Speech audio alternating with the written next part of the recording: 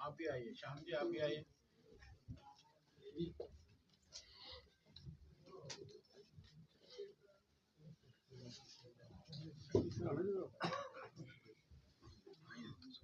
चलो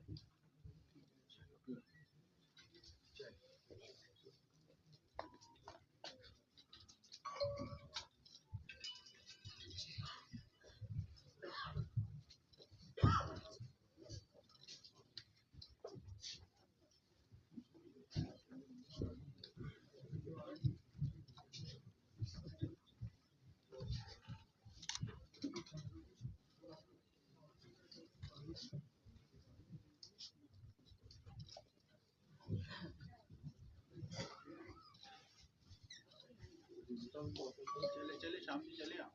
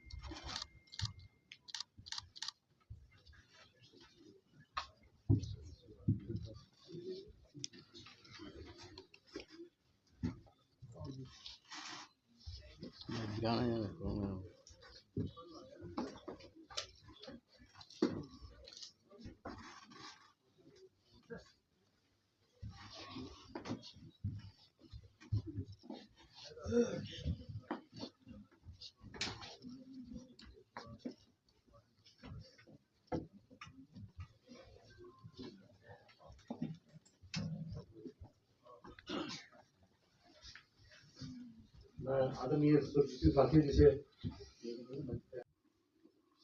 भी ऑफिसर को फोन करना, कभी भी ऑफिसर ने कभी इनकार नहीं किया। इस बात का मैं साक्षी गवाह हूँ।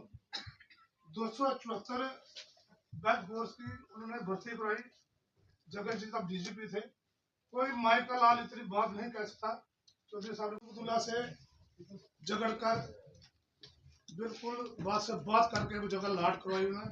साथी साहब थे ट्रांसपोर्ट यूनियन में उतर भी उनका बड़ा अच्छा असर सूख था।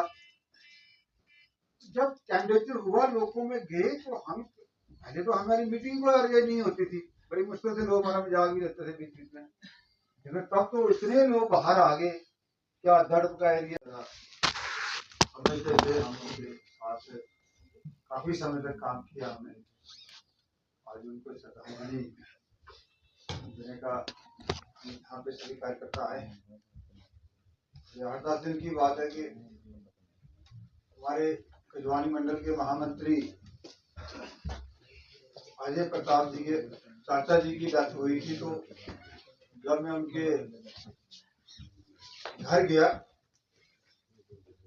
बड़े खुशी के साथ कहने लगे कि मेरे चाचा जी की डेथ हुई, लेकिन मैं तो चौधरी कारा सिंह जी से कभी मिला भी नहीं, लेकिन चौधरी कारा सिंह जी का मुझे फोन आया कि बड़ा अफसोस है उनकी डेथ हो गई और कहते थे, तो वो बड़ी कह थे कि इतने एक्टिव है और मुझे मिलना जुलना भी नहीं, तो तब भी मुझे उन्होंने फोन किया।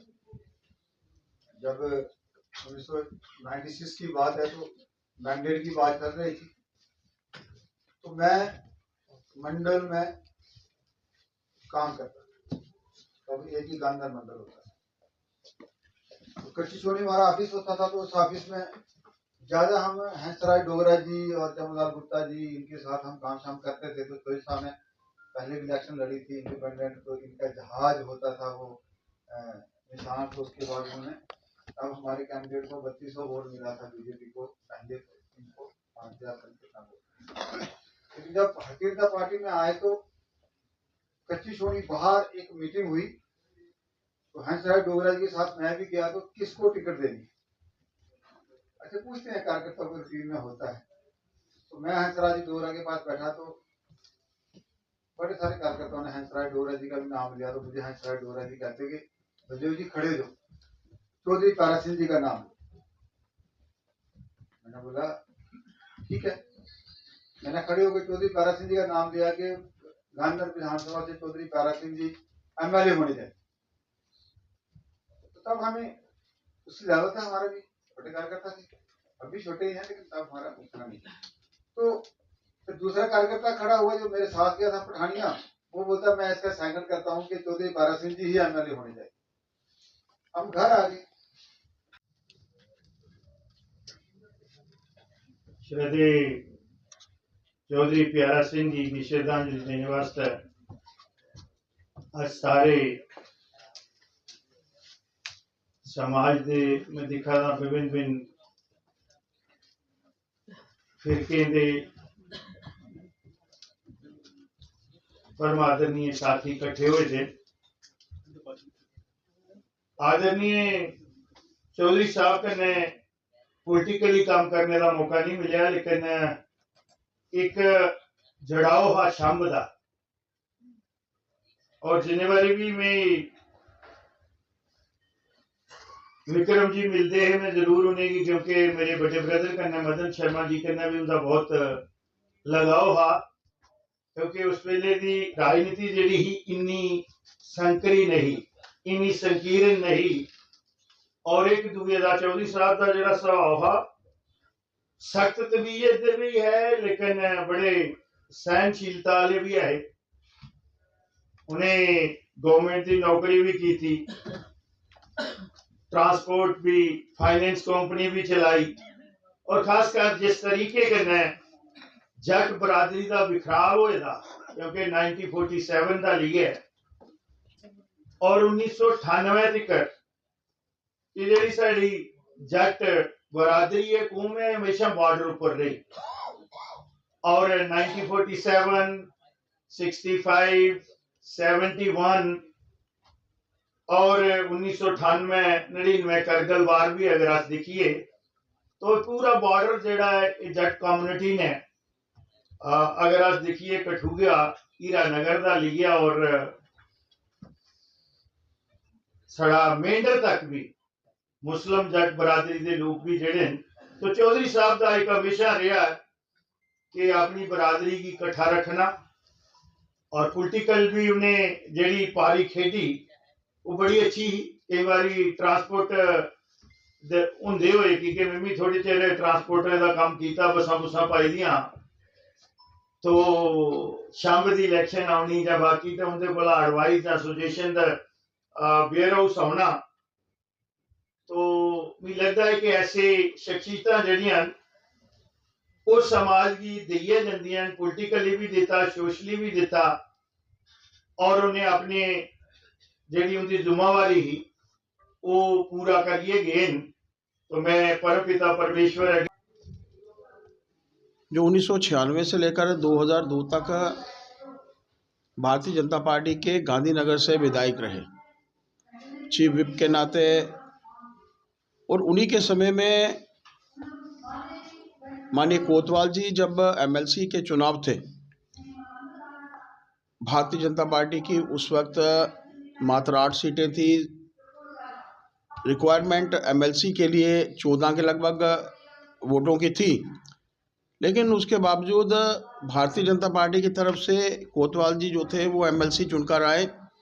कारण ये था कि उस टीम ने मिलकर चौधरी प्यारा सिंह जी के साथ मिलकर एक कार्य किया, जिसके चलते लोगों के बीच में एक बातचीत करके कि ऐसे लोग उस एरिया को रिप्रेजेंटेशन देने के लिए आने चाहिए, और सबने मिलकर जो थे उनको वोट दिए। लगभग सर्वसम्मति से हम लोग कह सकते हैं पार्टी के विस्तार के लिए काम किया, और मेरा मानना है कि सिर्फ अपने समाज के लिए नहीं, पूरे जम्मू कश्मीर के लिए, पूरे जम्मू कश्मीर के हर खित्ते के लिए उन्होंने जो था वो कार्य किया। उनके बेटे पहले एमएलसी रहे, और उसके बाद पिछले ही दिनों में उन्हीं की सीट, जिस सीट से वो विधायक रहे थे, वहाँ से वो पार्टी की तरफ से चुनाव लड़े, और चुनकर जो थे विजयी होकर आए।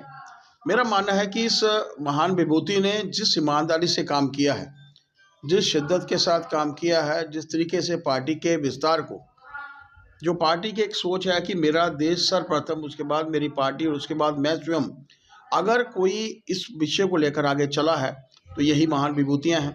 हम सब मिलकर उस महान विभूति के कार्यों को भी आज याद कर रहे हैं। वो पुराने कार्यकर्ता जिन्होंने उनके साथ काम किया है, कुछ ऐसे लोग जो उनके साथ विधायक का चुनाव लड़े, विधायक बने या नहीं बने, वो भी आज अपनी बात जो है उनको याद करते हुए रख रहे हैं। उस महान विभूति से हमें यही एक सीख लेनी है कि जिस सोच के साथ उन्होंने हमारे इस पूरे जम्मू संभाग को इकट्ठा करने में एक भूमिका निभाई थी, हम सब भी मिलकर उन्हीं का अनुसरण करें। और मैं भगवान से यही प्रार्थना करना चाहता हूं कि लगभग 85 वर्ष का जीवन उन्होंने जिया है। पूरा मेरा एक मानना है कि पूरा परिवार उनके बाद, उनके पहले भी, क्योंकि वो अक्सर हमें बातें सुनाते थे कि किस तरीके से वो अपने समाज के बीच में, लोगों के बीच में, उनके पिताजी भी काम करते थे, वो भी काम करते थे। हम सब उनसे प्रेरणा लेकर जाएं। मैं भगवान से यही प्रार्थना करना चाहूँगा कि भगवान उनको अपने चरणों में स्थान दे, और जो परिवार विक्रम रंधावा जी, उनके दोनों भाई, बाकी सब, उन सबको जो है वो दुख सहने की शक्ति